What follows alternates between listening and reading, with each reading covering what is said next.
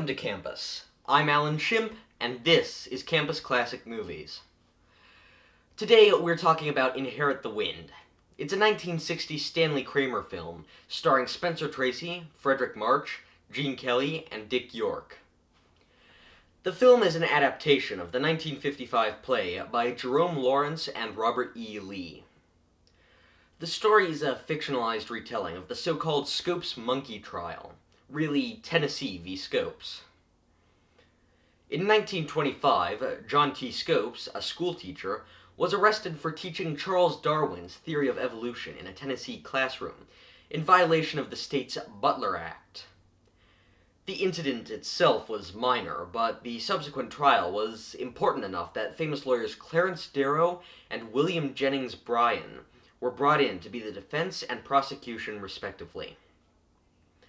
After a trying, fervently argued case, Scopes was convicted and fined $100, more than $1,000 in today's money.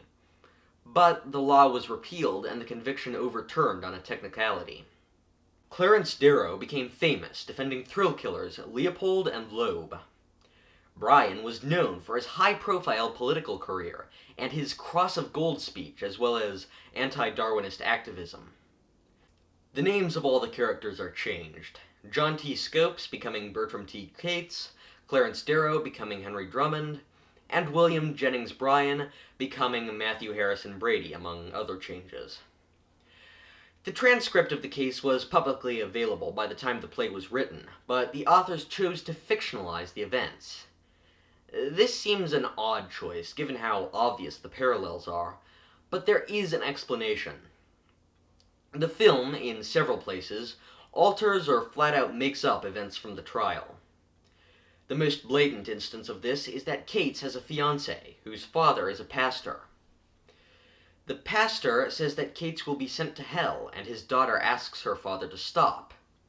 He says, "Whoever troubles his own house shall inherit the wind," chastising his daughter's support for Cates and disowning her.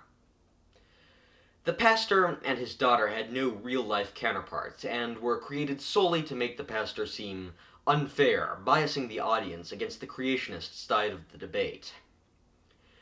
Herein lies the purpose of fictionalizing the tale. The filmmakers display a clear bias in favor of evolution, and the real Scopes monkey trial was less clear-cut than science versus fanaticism. Sometimes the facts stand in conflict with the objective. Regardless, Inherit the Wind seems an odd choice for the film's title. It is important to consider that the filmmakers were left-leaning activists.